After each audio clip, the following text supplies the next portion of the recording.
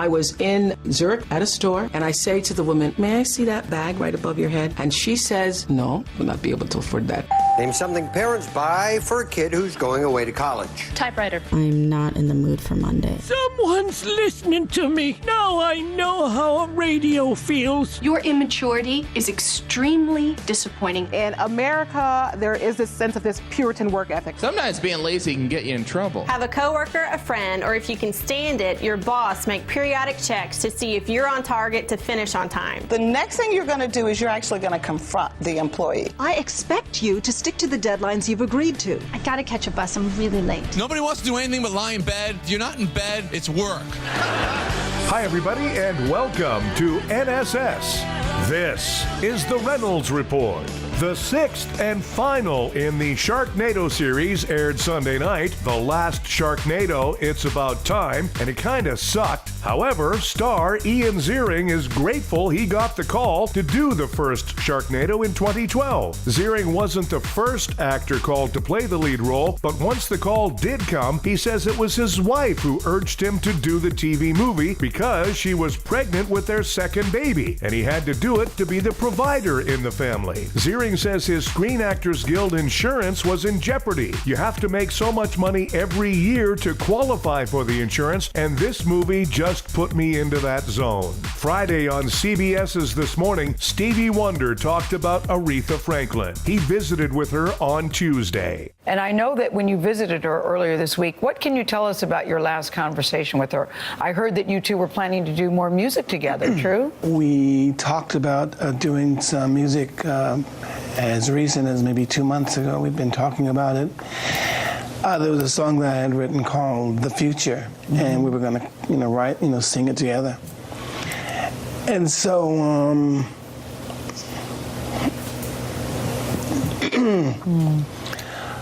I thought I cried my last tear.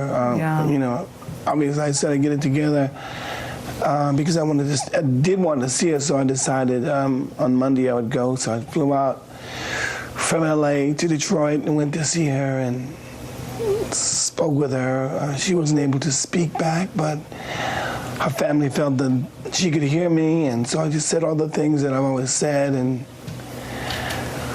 told her to say hello to my sister. Yeah. That I lost this year as well. But, she did incredible music, incredible singer.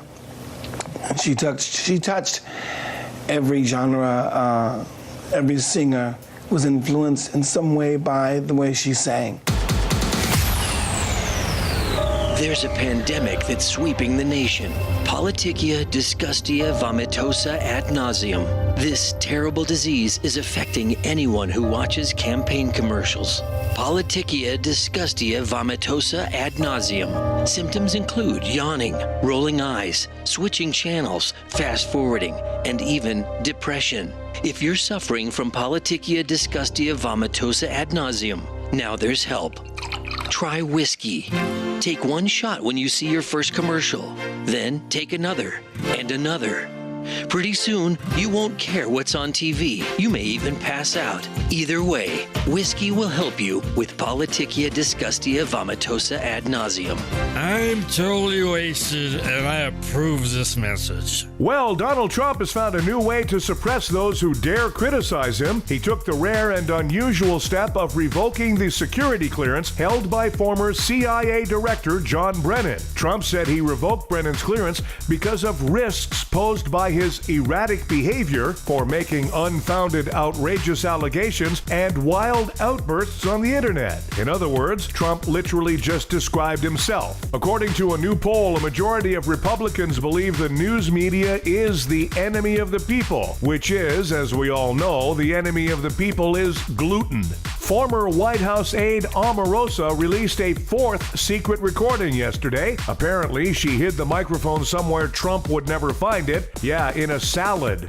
Turkish people are smashing their iPhones to protest Trump. Apparently, they're unaware that you can just delete the Twitter app. White House counsel Don McGahn is talking to Mueller because he was afraid Donald Trump would throw him under the bus. Gosh, why would he think that? Trump has put more people under a bus than the Greyhound mechanics. Elon Musk has opened up about the personal toll Tesla is taking on him. Sounds to me like he needs to go on vacation where he can just lay in the sun and recharge.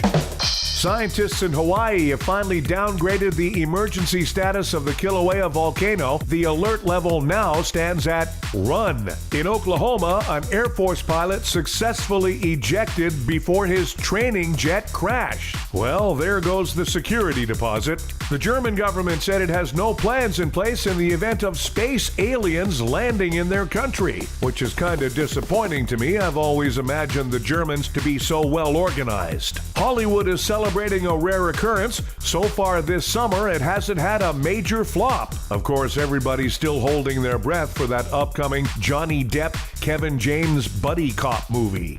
In the Philippines, people rushed to grab free bottles of brandy after a truck took a curve too fast and lost hundreds of bottles. Geez, I wonder if alcohol played a role.